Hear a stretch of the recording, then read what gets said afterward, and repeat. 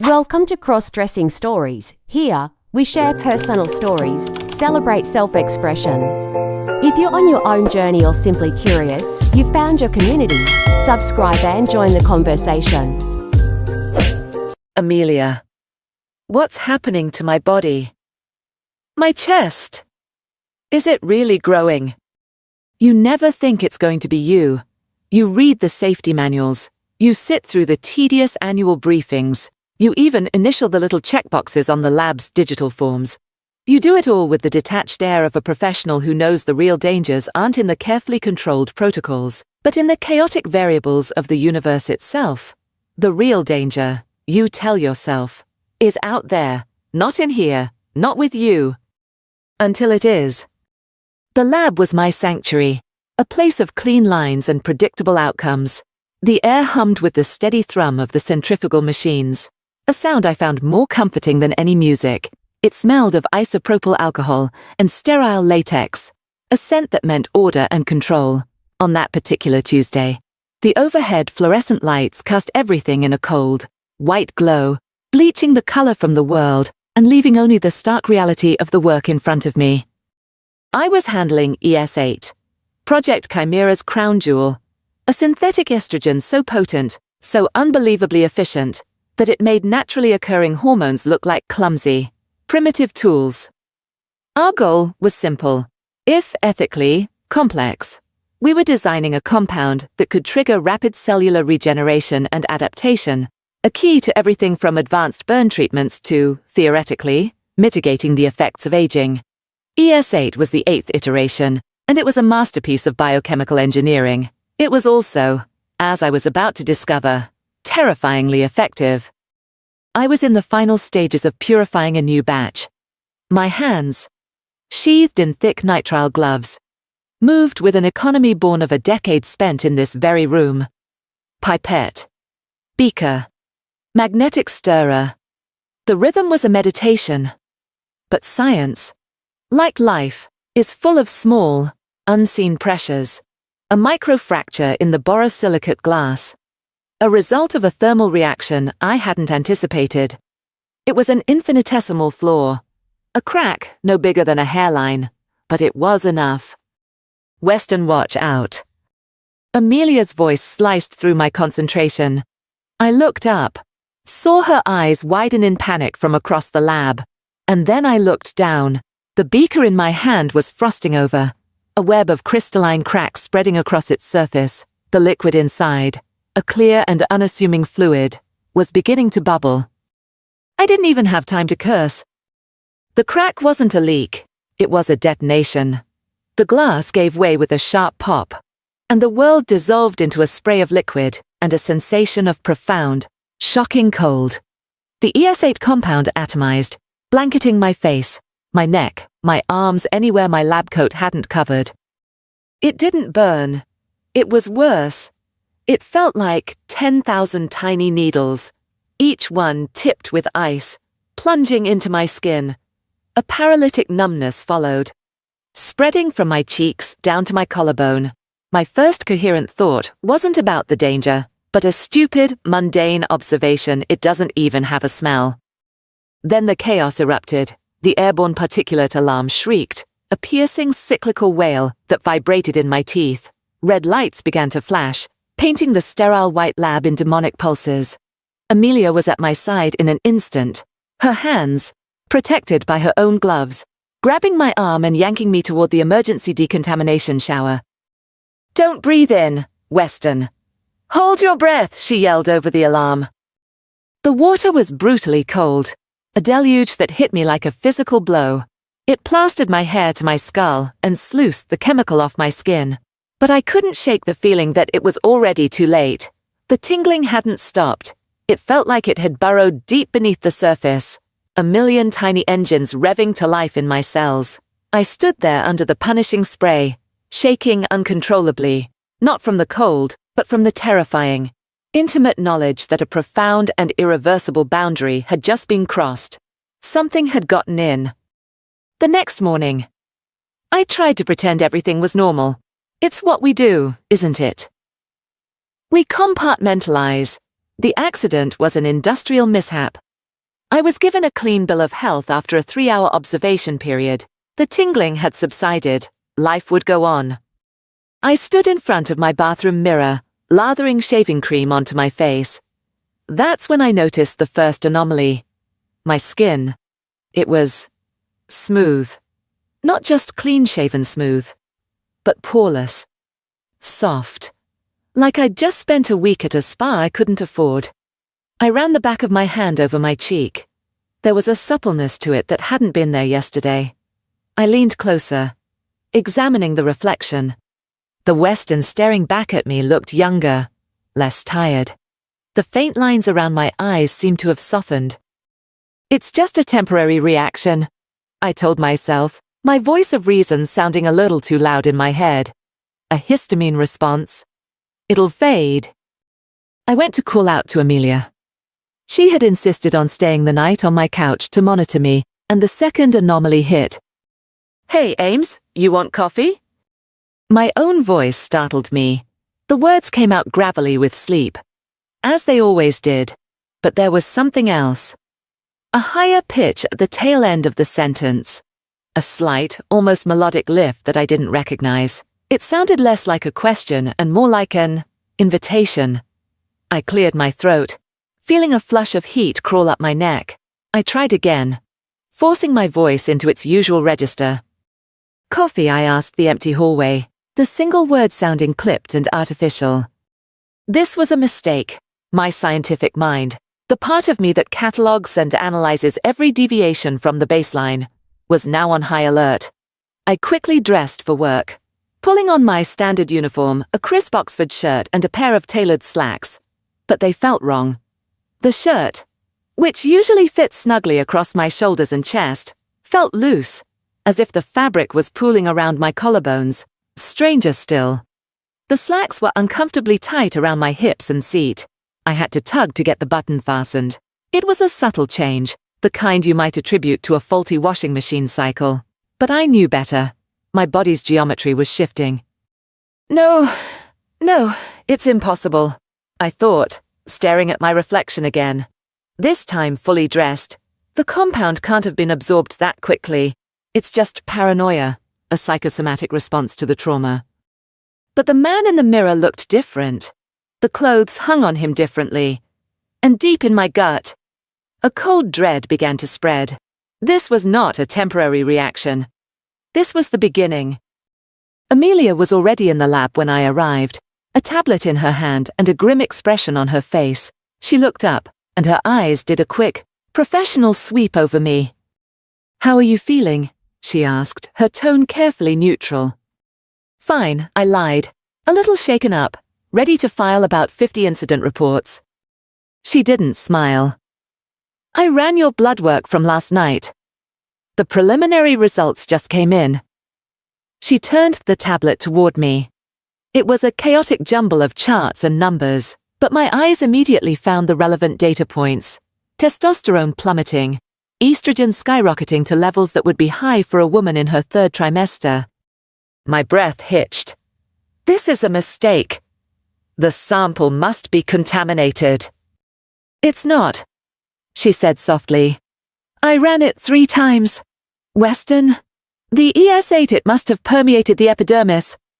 We designed it to be fast-acting, to bond with cellular receptors on contact. We just never tested this kind of contact, not on a living, breathing person." I sank into a lab stool, the metal legs scraping against the linoleum. The humming of the machine suddenly felt oppressive. So what does this mean? Hormone therapy. I'll be back to normal in a few months. Amelia hesitated, and in that small pause, my world fractured. She was the most brilliant biochemist I knew. But right now, she wasn't looking at me like a colleague. She was looking at me with pity. "We don't have a normal to go back to," she said, her voice barely a whisper. "ES8 doesn't just introduce hormones, Weston.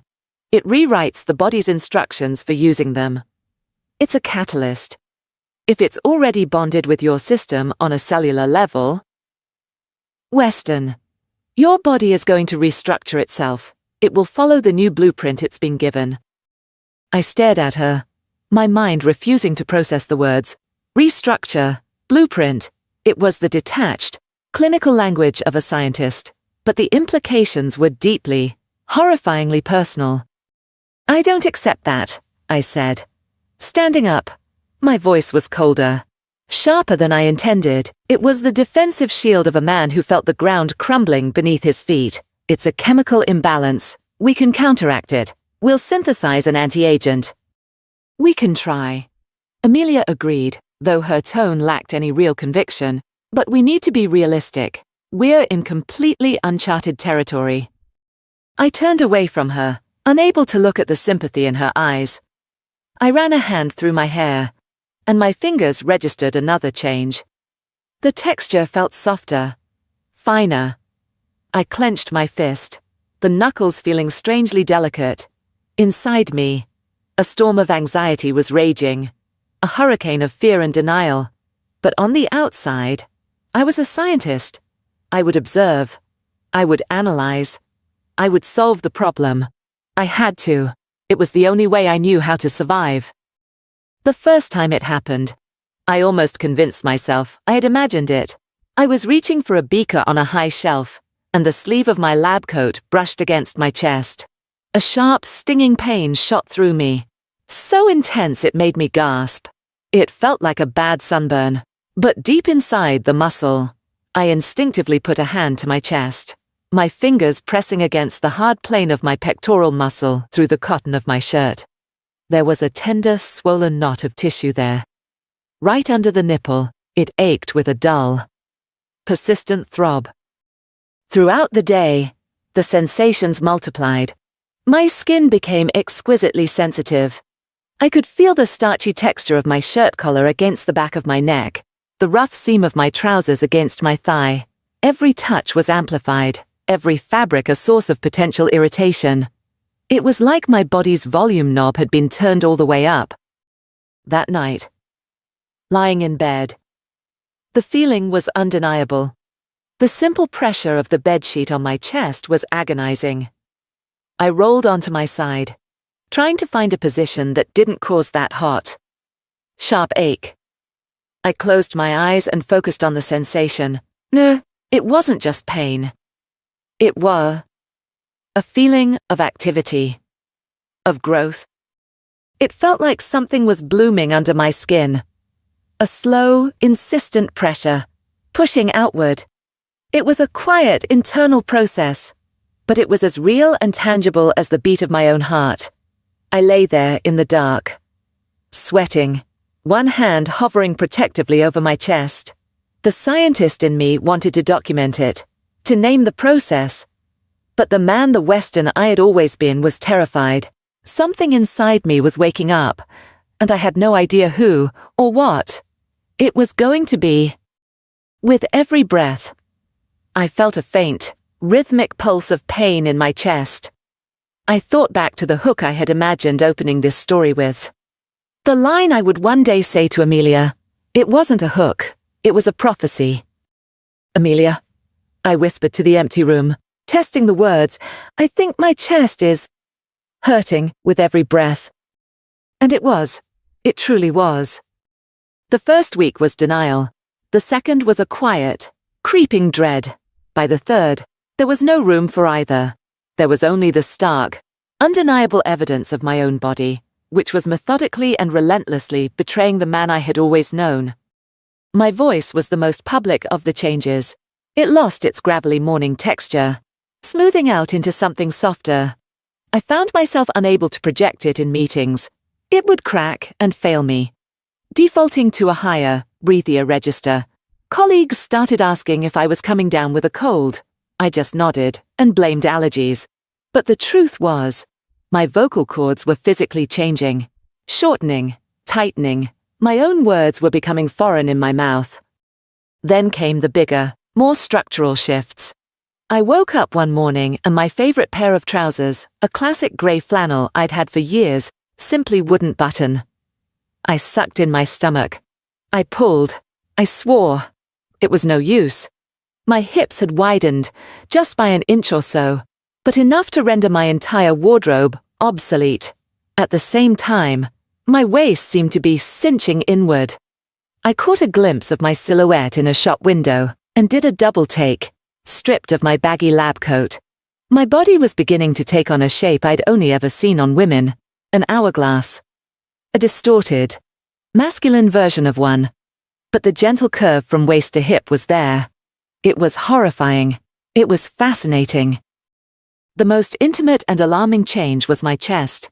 The initial tenderness had evolved into a constant, dull ache. The small knots of tissue had grown, swelling into soft, sensitive mounds. They were unmistakable now. They were breasts, small, but undeniably present. They strained against the fabric of my undershirts and were agonizingly sensitive to any accidental bump or brush. I started walking with my arms crossed over my chest, a defensive posture that did little to hide the truth. I became a stranger in my own skin. I'd catch my reflection and not recognize the person staring back. The jawline was a little softer, the fat distribution in my face shifting to create fuller cheeks, wider eyes. My body hair thinned, the wiry hair on my arms and chest becoming fine and almost translucent. I was being unwritten, erased from the inside out. Dressing for work became a daily exercise in misery. My male clothing, once a source of comfort and identity, now felt like a costume, and a poorly fitting one at that. My Oxford shirts were the worst. The starched cotton, once a symbol of professionalism, now felt abrasive against my hypersensitive skin. The buttons strained across my newly swelling ass and chest, creating an awkward, revealing pucker in the fabric. I took to wearing looser shirts, but that only made it look like I was hiding something, which, of course, I was. The tie, that ultimate symbol of masculine formality, felt like a noose. I'd cinch it in the morning, and by midday, I'd be gasping for air, my throat feeling constricted. My breathing had become shallower, more centered in my chest than my diaphragm, and the pressure of the knot was unbearable. I started loosening it in my office, a small act of rebellion against the uniform that was suffocating me. Even my shoes felt wrong. My feet had somehow become narrower, my arches higher. My expensive leather dress shoes now felt like clumsy boats. My gait, once confident and sure-footed, became hesitant. I felt unsteady, disconnected from the ground beneath me. I was constantly aware of my own body in a way I never had been before. I could feel the way my softened hips swayed slightly when I walked, a movement I couldn't control. I could feel the brush of my thighs against each other, the skin there now smooth and sensitive. I became a connoisseur of tactile sensations. I could tell you the difference between the harsh scrape of wool trousers and the slightly more forgiving slide of a cotton polyester blend. I could feel every seam, every tag, every point of friction where the architecture of my clothes fought against the new architecture of my body. It was a constant, low-level torture. One afternoon, sitting at my desk, trying to focus on a data spreadsheet, the feeling became overwhelming. The waistband of my pants was digging into my soft abdomen. The collar of my shirt was chafing my neck, and the fabric across my chest felt like sandpaper. A thought, unbidden and shocking, surfaced in my mind. My body, it doesn't want these things anymore. It was the first time I had thought of my body as a separate entity, something with its own desires and aversions, and its desires were in direct opposition to everything I, Western, had ever been. My life split in two. There was the Western who went to the lab every day, who tried to project an aura of calm authority, who spoke about a hypothetical anti-agent with a confidence he did not feel. Then there was the man who went home at night, locked the door, and became a meticulous observer of his own dissolution. The scientist in me couldn't help but be intrigued. It was, after all, the most unprecedented biological event in human history, and I was its sole subject. I started a new journal, a private one, locked away on a password-protected file on my personal computer. I documented everything. Day 21 waist measurement has decreased by a full inch. Hip measurement has increased by 1.5 inches. Subject's center of gravity is noticeably lower. Day 28. Lactiferous ducts are becoming more pronounced. Chest circumference now 38 inches, an increase of 2 inches. Extreme sensitivity to cold and tactile pressure. Day 35.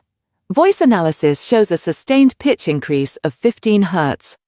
Involuntary upward inflection at the end of declarative sentences is now common. I wrote these entries in the sterile, third-person language of a research paper. It was a way to create distance, to treat my own body as a specimen under a microscope. It was a coping mechanism. But the shame was always there, a thick, cloying emotion that clung to me like a damp coat. I was a man with breasts. I was a scientist whose voice cracked like a teenage boy's. I was a freak. The curiosity and the shame were in a constant, brutal war.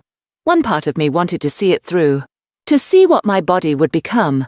The other part wanted to curl up in a ball and disappear, to stop the relentless march of these changes before they consumed me completely. I avoided mirrors. I showered with the lights off. I pulled the sheets up to my chin at night. I did everything I could to avoid confronting the physical reality of my new form. But you can't run from your own body. It's with you every second of every day. And mine was screaming at me, changing me, and pulling me toward a future I couldn't begin to imagine.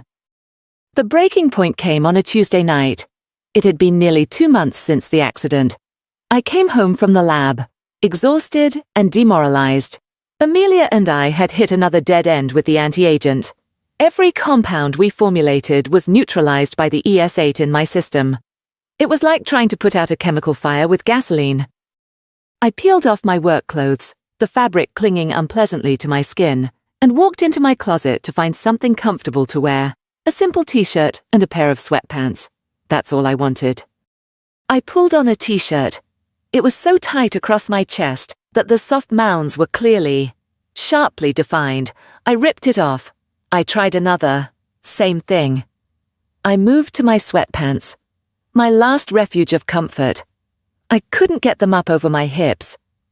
I tried every pair I owned. None of them fit. Panic, cold, and sharp, seized me. I stood in the middle of my bedroom, surrounded by a wardrobe that no longer belonged to me, and I was, for all intents and purposes, naked and without shelter. I walked numbly to the full-length mirror on the back of my closet door, the one I had been so diligently avoiding, and I made myself look.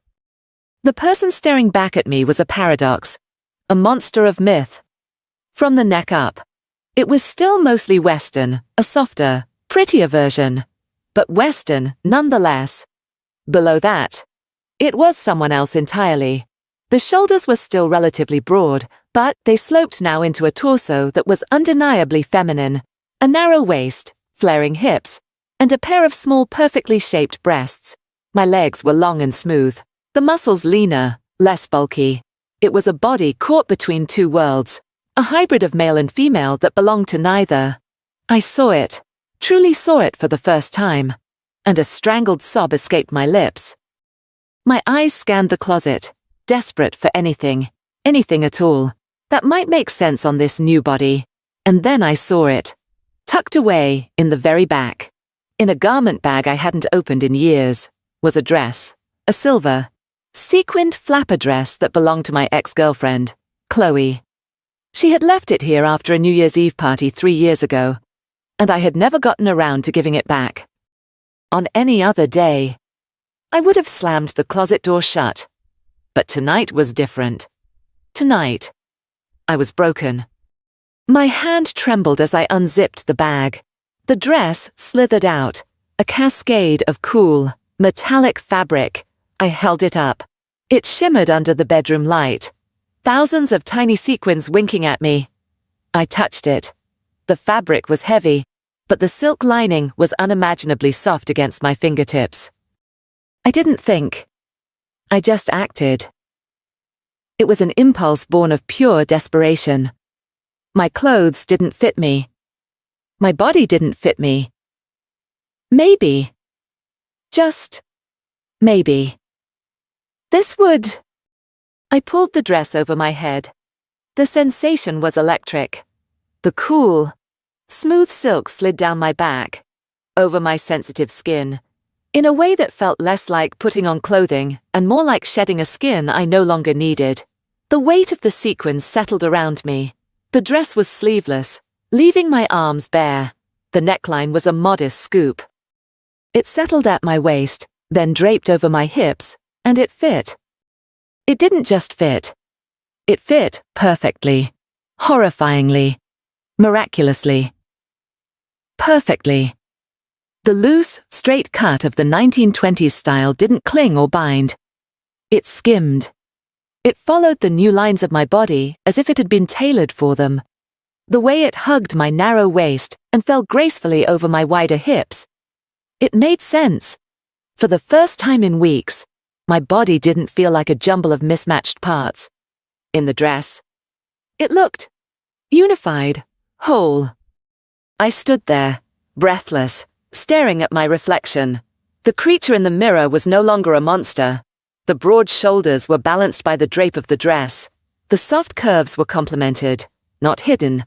The strange, in-between body was suddenly elegant. "Oh my God," I whispered. My voice came out soft and high. It didn't sound like Weston's voice at all. Why does this feel right? I took a hesitant step. The dress swished around my knees, the sequins making a soft, sibilant sound. I turned, just a slight, experimental pivot. The dress moved with me, a shimmering extension of my own body. A strange, giddy feeling bubbled up in my chest, a feeling so alien I couldn't immediately identify it. It was a flicker of joy. I was a man in a dress. I was a freak. But looking in the mirror, at the way the silver fabric caught the light, at the impossible rightness of it all, I didn't feel like a freak. I felt beautiful. Weston. The voice came from my bedroom doorway. I spun around, my heart hammering against my ribs. Amelia was standing there, a paper bag of takeout in one hand, her keys in the other. Her eyes were wide, taking in the scene me, standing in the middle of the room, wearing a glittering silver dress. My first instinct was to cover myself, to hide. A wave of shame so powerful it made me dizzy washed over me. My face burned, and I'm sure I turned a shade of red I'd never achieved before. I crossed my arms over my chest, clutching the dress. A useless, panicked gesture. "Amelia, I can explain," I stammered, my new, unreliable voice trembling. She didn't laugh. She didn't look disgusted. She just looked sad and understanding. She slowly closed the door behind her and set the food and her keys on my dresser. She walked toward me, her footsteps soft on the hardwood floor. "There's nothing to explain." "Weston," she said, her voice gentle. "None of my clothes fit as thin," I blurted out, the words tumbling over each other. I didn't know what else to do. I was having a meltdown. This was just here. She stopped a few feet in front of me. Her gaze wasn't on the dress, but on my face. She saw the fear in my eyes, the desperation. "It's okay," she said. We both knew this was happening. We were just trying to pretend it wasn't. She gestured at my body, at the dress.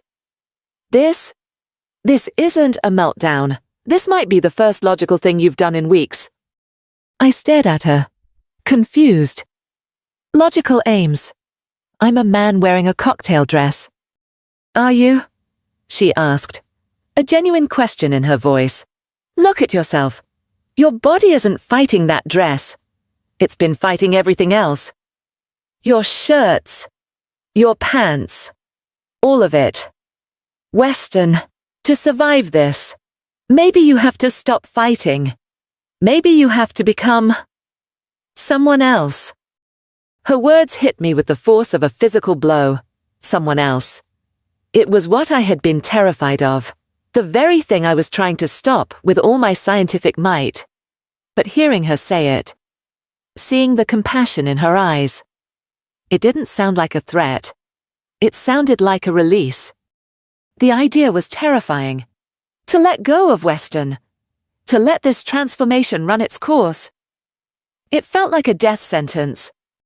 But who I asked my voice cracking. If I'm not Western while this is happening, who am I? What's my name? The question hung in the air between us. Amelia didn't answer. She just gave me a small, encouraging nod, as if to say, you know the answer. I turned back to the mirror. I looked at the reflection. But this time, I tried to see it through Amelia's eyes.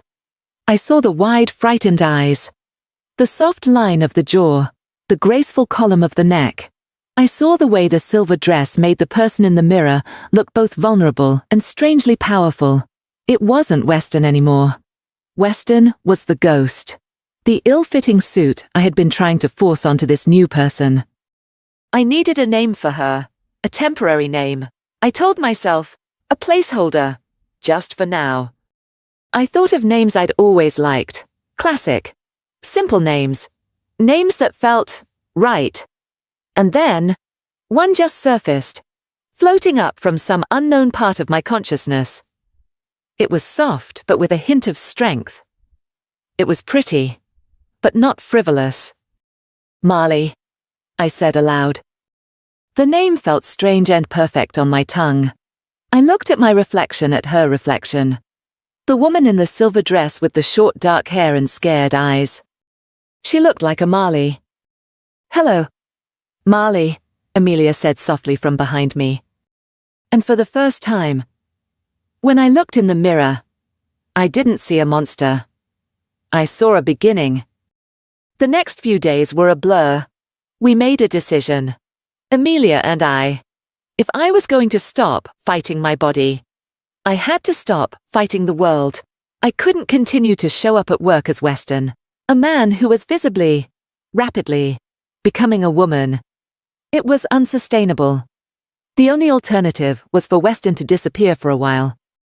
Medical leave, Amelia stated. All business indefinite, citing complications from the chemical exposure. It's not even a lie. And in his place, Marley Hale. Amelia continued, typing furiously on her laptop. She was creating a new identity. A temporary contract for a research assistant. Hale was my mother's maiden name. It's untraceable. You'll be my new assistant. Hired to help me manage Dr. Gues's caseload while he's recovering. The plan was insane. It was also the only one we had. But to pull it off, Marley needed an education. I had the body, more or less, but I had none of the skills. Amelia became my drill sergeant. Our training ground was my apartment, which we quickly transformed into a feminine boot camp. She started with the walk. You're walking from your shoulders. Like a man, she'd say, tapping my hip. Walk from here. Let your hips lead. It's about balance, not force. She had me walk back and forth across my living room in a pair of her old shoes' sensible block heels, only about 1.5 inches high. At first, I felt like a newborn foal, all wobbly ankles and jerky movements. But she was patient. Smaller steps. Let your arms swing naturally. Don't fight it. Then came the clothes. We went on a frantic, late-night shopping trip to a 24-hour department store in a town an hour away. The experience was surreal, under the harsh fluorescent lights. I was a nervous wreck, hiding behind Amelia as she pulled items from the racks. We need the basics, she said, her voice a low, conspiratorial whisper. Blouses, a couple of skirts, some comfortable dress pants, and the foundation. She led me to the lingerie department. I froze. The aisles were a forest of lace and silk in every color imaginable. I had never felt so out of place in my entire life. My face was burning. I can't, I mumbled. You have to, she said firmly, but not unkindly. You need the support. It will change how your clothes fit, how you stand, how you feel. Trust me. She helped me find my size, a process that was both clinical and mortifyingly intimate. We bought simple, unadorned bras in neutral colors and soft, comfortable underwear made of cotton and modal. The first time I put on a bra in the fitting room, the sensation was shocking.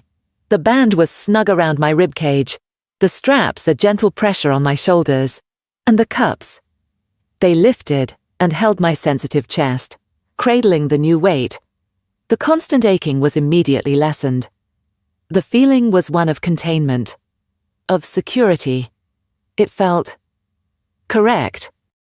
We bought a simple makeup kit, and Amelia taught me how to apply a light foundation to even out my skin tone, a bit of mascara to make my eyes look bigger, and a neutral gloss for my lips. She brought over a wig she'd ordered online, a simple, shoulder-length brown bob with soft bangs. The moment I put it on, the transformation was complete. The person looking back at me from the mirror was no longer a man in a dress. She was a woman. She was Marley. Walking into the research institute as Marley Hale was the single most terrifying experience of my life. Every nerve in my body was screaming. I was wearing a simple navy blue sheath dress, a beige cardigan, and the low-heeled shoes I'd been practicing in. My handbag felt alien and clumsy hanging from my shoulder. The gentle sway of the dress against my legs was a constant reminder of my new reality. Amelia introduced me to the team. Everyone, this is Marley Hale. She'll be my temporary assistant, helping us keep Project Chimera on track while Dr. Weston is on medical leave. The reactions were polite, professional. A few handshakes, my hand felt small and delicate in theirs, and some welcoming smiles. No one looked twice. No one seemed too suspicious. To them, I was just the new hire. The anonymity was a relief so profound it almost made my knees buckle. I spent the day in a state of hyper-awareness. I was conscious of how I sat, how I crossed my legs, the pitch of my voice when I answered a question. I was performing femininity, and it was exhausting. But there were also moments of unexpected pleasure. The blouse I wore was made of silk, and it felt wonderfully soft against my skin. The way the skirt moved when I walked felt liberating after months of restrictive trousers.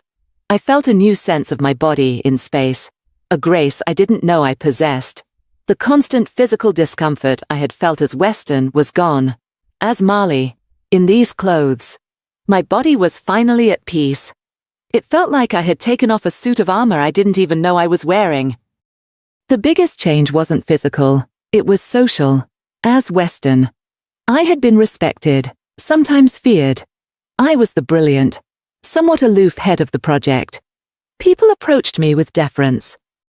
As Marley, I was approachable. People smiled at me in the hallways. They made small talk by the coffee machine. They treated me with a warmth and friendliness that Weston had never inspired.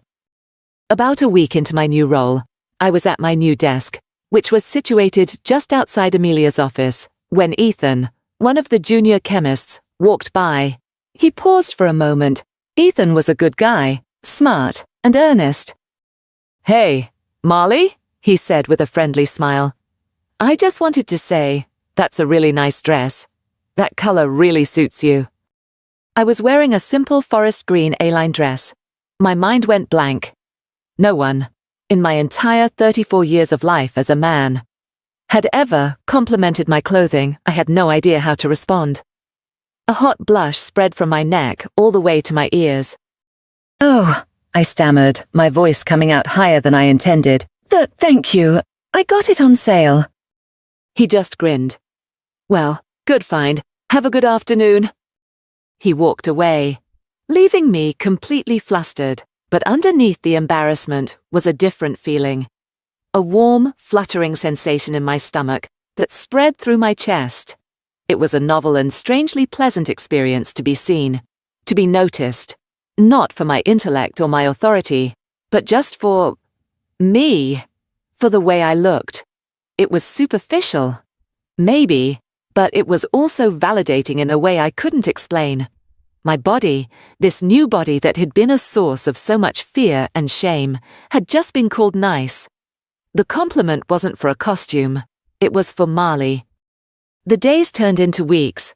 The performance of being Marley started to feel less like a performance. I learned the rhythms of it. I learned how to modulate my voice without thinking, how to move in a way that felt natural.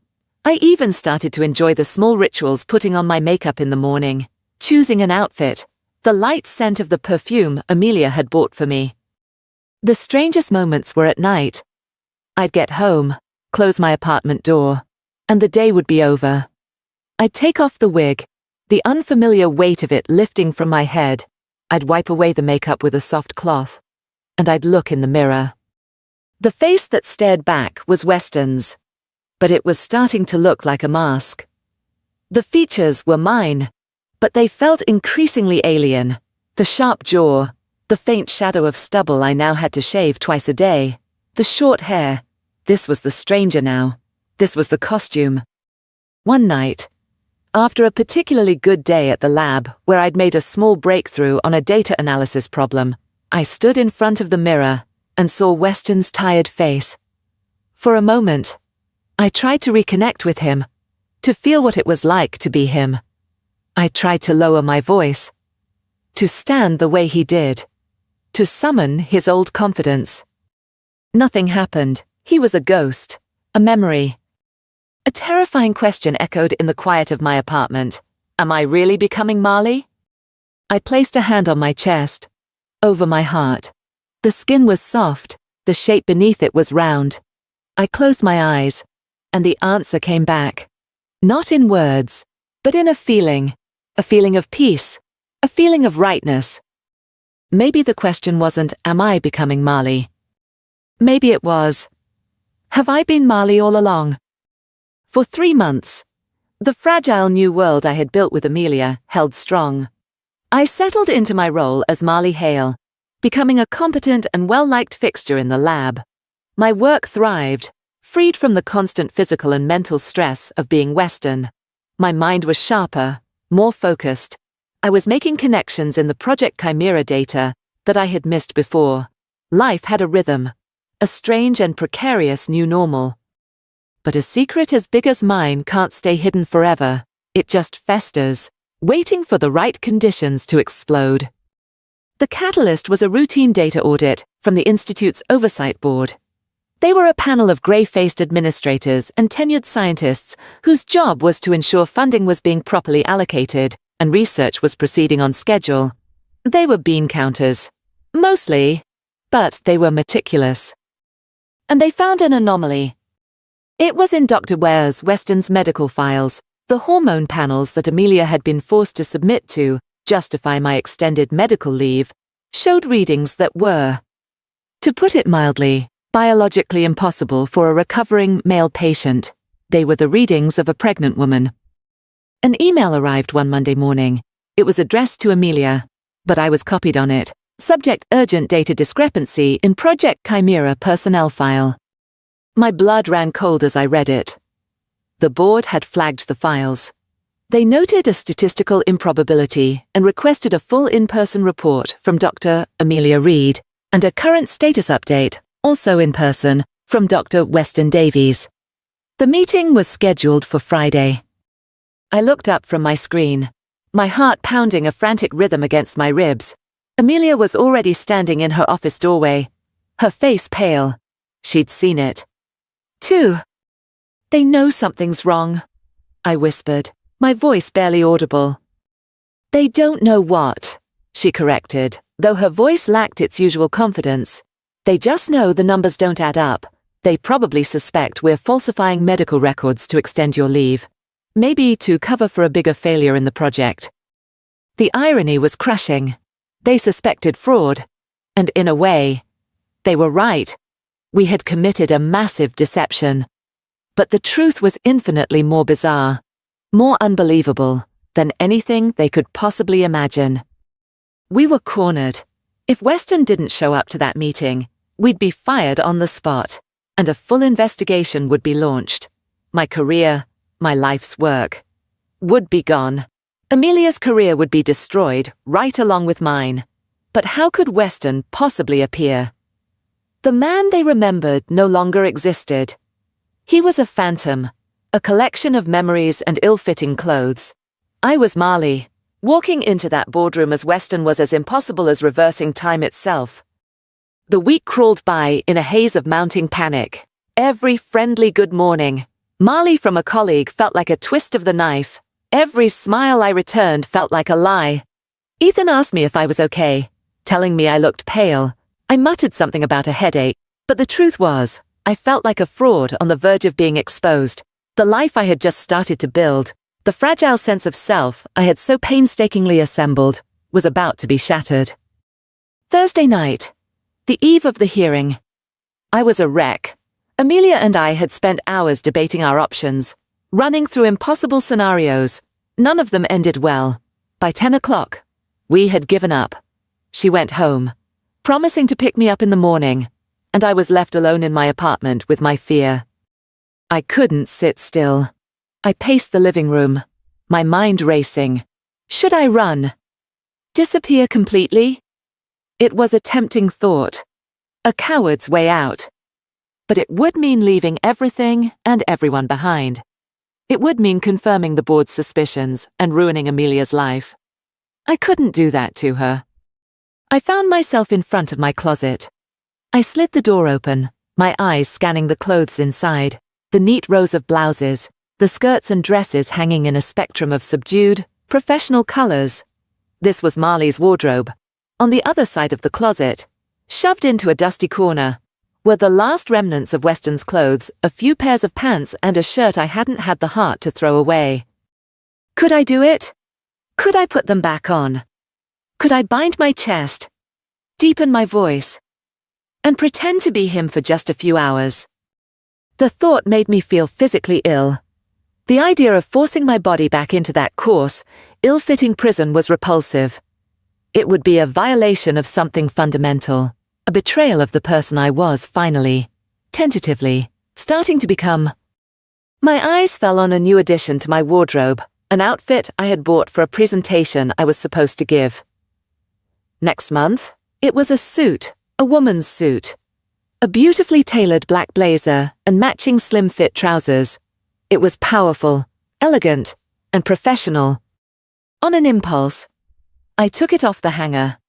I slipped on the trousers. They fit perfectly, hugging my hips and falling in a clean line to my ankles. Then, I put on the blazer over the simple silk camisole I was wearing. I buttoned the single button at my waist. I turned to the mirror. The woman who looked back was not the frightened research assistant I had been for the last 3 months. She was someone new. The suit gave her an air of authority, of strength. The sharp lines of the blazer complemented the soft curves of her body. She looked poised, confident. She looked like a scientist. She looked like a leader. Could I go back to being Weston? The question floated in my mind as I stared at this powerful reflection. I lifted a hand and placed it flat against my chest. Over the gentle swell of my breast beneath the camisole and blazer, I could feel the steady, calm beat of my heart. The panic had subsided, replaced by a strange, quiet clarity. No. The answer came, clear and absolute. I can't, and I don't want to. I was not Weston pretending to be Marley. I was not a man in a woman's suit. I was Marley. And tomorrow, the board was going to meet her. The boardroom was on the top floor of the institute, a cold, intimidating space with a long mahogany table and a panoramic view of the city I couldn't appreciate. The members of the oversight board were already seated when Amelia and I arrived. 6 of them, 5 men and 1 woman, all of them older, dressed in somber, expensive suits. They looked like a panel of judges, which I suppose they were. They all looked up as we entered, and a flicker of confusion passed over their faces. They were expecting Dr. Amelia Reed and Dr. Weston Davies. What they got was Dr. Reed and a strange woman they didn't recognize. Dr. Reed, the chairman, a stern-faced man named Dr. Albright, said, "We were expecting Dr. Davies as well. His presence is not optional." Amelia took her seat, her hands folded calmly on the table in front of her. I remained standing. My heart was a drum against my ribs, but my hands were steady. I took a deep breath, the way Amelia had coached me to do in the car on the way over. I looked directly at Dr. Gotthard Albright. I saw the impatience in his eyes, the dismissal. He saw me as an assistant, an unimportant variable. It was time to change the equation. I opened my mouth, and when I spoke, my voice was not the high, nervous voice of my first few weeks as Marley. It was calm, measured, and though it was a woman's voice, it held a note of the authority I had once wielded as Weston. Dr. Davies sends his apologies, but he is unable to be here, I said. The room was silent. I had their full attention now. My name is Dr. Marley Hale, and in a way, I am the result of the accident involving ES8. I am the reason for the anomalies in Dr. Davies's medical reports. A ripple of confused murmurs went through the room. Dr. Albright silenced them with a sharp look. He peered at me over his glasses. His eyes narrowed in suspicion. I'm not familiar with a Dr. Bagulan Hale in this institute, he said coldly, and I fail to see what you could possibly have to do with this. We are here to discuss a serious matter of potential research misconduct. I agree. The matter is serious, I replied, taking a step closer to the table. It's also unprecedented. You're looking for Dr. Weston Davies, in a very real, biological sense. You found her. I am Dr. Davies. The silence that followed was absolute. It was so complete, I could hear the faint hum of the air conditioning. 6 pairs of eyes were fixed on me, a mixture of disbelief, shock, and dawning comprehension on their faces. I saw one of them, a biologist named Dr. Bats Chen, lean forward, his scientific curiosity overriding his surprise. Before they could explode with questions or accusations, I began my story. Amelia had helped me prepare a presentation, a proper scientific report. I wasn't there to beg for their sympathy. I was there to present them with data. And I was the primary data point. On the date of the accident, I began, my voice steady. Dr. Weston Davies was exposed to a significant dermal and aerosolized dose of the ES8 compound. Our hypothesis was that it would be metabolized and flushed from the system with minimal side effects. That hypothesis, as the data now clearly shows, was incorrect. I walked them through it. Step by step, I talked about the accident, the initial hormonal shifts, the physical restructuring. I used the cold, detached language of a scientist describing an experiment. I referred to Weston in the third person, as the subject. The subject's endocrine system was completely rewritten, I explained, gesturing to the file in front of them. The board noted the extreme levels of estradiol. What followed was a rapid, involuntary process of feminization. We observed shifts in bone structure, fat redistribution, changes in vocal cord length, and the development of secondary female sex characteristics, including mammary glands. I laid it all out. The crisis of identity, the struggle with a body that no longer matched the subject's internal perception, and then, the adaptation. The subject, Weston Davies, could no longer function, I said, and for the first time, my voice softened. I let a bit of the personal journey through. His body was in revolt against his male presentation. To continue the work, and frankly, to survive psychologically, a new social and physical presentation was required. This led to the creation of the persona, Marley Hale. I looked each of them in the eye. I am not a lie or a deception. I am an outcome. I am the most unexpected, and perhaps the most revolutionary. Result of Project Chimera. The ES8 compound doesn't just treat symptoms, it fundamentally remodels the host's biology, according to a new hormonal blueprint. I am the living proof of concept. I finished by making my case. Project Chimera cannot be led by a ghost. Weston Davies is gone, for all practical purposes, but the scientist, the mind that conceived of this project, is still here. I am asking the board to officially recognize my new legal and professional identity as Dr. Marley Hale, and to allow me to continue my work as head of this project. The room was quiet for a long time after I finished. The board members looked at each other, at me, at the file in front of them. They were in shock. But they were also scientists. They understood data, and I had just presented them with the most compelling data of their careers. Dr. Albright finally cleared his throat. This is highly irregular. The situation is highly irregular, Dr. Chen countered, looking at me with an expression of pure, unadulterated scientific awe. This isn't fraud. This is a breakthrough, a terrifying, accidental, human breakthrough. They asked Amelia and me to leave the room while they deliberated. We waited in the hallway, the silence stretching for what felt like an eternity. I leaned against the wall, my energy completely spent. Amelia stood beside me, and for a moment, she reached out and squeezed my hand. It was a small gesture, but it meant the world. After 20 minutes that felt like 20 years, the door opened. Dr. Albright motioned for us to come back inside. His expression was unreadable. We took our seats. The board has reviewed the evidence you've presented, he began, choosing his words carefully. We have also reviewed the project's progress reports for the last 3 months, which have been filed under your supervision. Dr. Reed, but authored primarily by your new assistant. He looked at me. The progress you have made in that time is significant.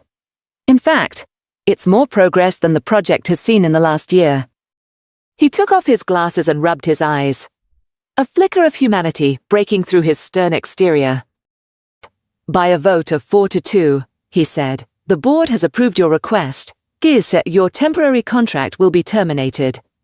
Miss Imran Hale, and a new permanent contract will be issued for Dr. Marley Hale as the Director of Project Chimera, effective immediately. We will assist you with the necessary legal and administrative paperwork. He looked at me, a strange mix of disbelief and respect in his eyes. Welcome aboard, Dr. Hale. Now, don't ever let something like this happen again. Relief washed over me so completely that I felt lightheaded. I had done it. I hadn't just survived. I had won. 1 year later, I stood at a podium in a vast auditorium in Geneva. The lights were bright, the air thick with anticipation. Hundreds of the world's leading scientists, doctors, and bioethicists were looking up at me, their faces a sea of expectation. The woman at the podium bore little resemblance to the frightened creature in the silver dress, and even less to the man named Weston Davies. My brown hair, no longer a wig, was my own. It fell in a sleek, straight curtain just past my shoulders. I was wearing a charcoal grey dress with a sharp, modern cut, and a pair of elegant but sensible heels that I now walked in as if I'd been born in them. I was no longer performing. I was simply being. The ES8 compound, I said, my voice clear and confident, amplified by the microphone, was never intended for human transformation. Its purpose was regeneration. But as is so often the case in science, the most profound discoveries are not the ones we seek, but the ones that find us. I clicked to the next slide, which showed a complex molecular diagram.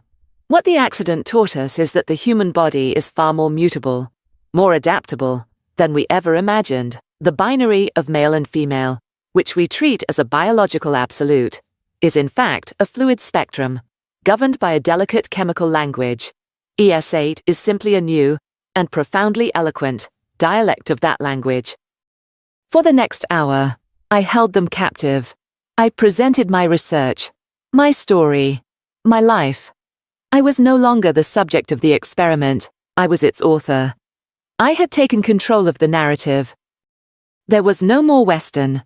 The name felt like a word from an ancient language, its meaning lost to time. He wasn't a ghost to be mourned, or a past to be ashamed of. He was simply the prologue to my story. He was the man who had to be broken so that I could be built. I no longer saw my transformation as a loss. I had lost a life that, in retrospect, had felt like a performance of its own, a rigid, emotionally constricted performance of masculinity. What I had gained was everything. I had gained a connection to my own body, an emotional honesty I'd never known. I had gained a new perspective, a new strength. I had gained myself. When I finished my presentation, the room was silent for a beat, and then it erupted in applause. It was thunderous, a wave of validation and acceptance that washed over me, warm and bright. I smiled, a genuine, unburdened smile, and scanned the front row. Amelia was there, looking up at me. Her expression was one of intense pride, but there was something else in her eyes too, a warmth and an affection that went beyond professional respect. Our journey had bonded us in a way I couldn't quite define, creating a partnership that was the bedrock of my new life. She caught my eye and gave me a small, subtle nod. "You did it." As the applause continued, I looked out at the bright lights of the auditorium, at the blurry faces of the crowd. I thought back to that terrible, pivotal day in the lab, the smell of alcohol, the shattering glass, the icy sting of the chemical on my skin. It was the day Weston Davies's life ended. But it wasn't a tragedy. It wasn't a conclusion. I leaned toward the microphone one last time, my voice a soft, personal whisper that somehow carried through the entire hall. "The accident," I said, "wasn't an ending. It was an invitation."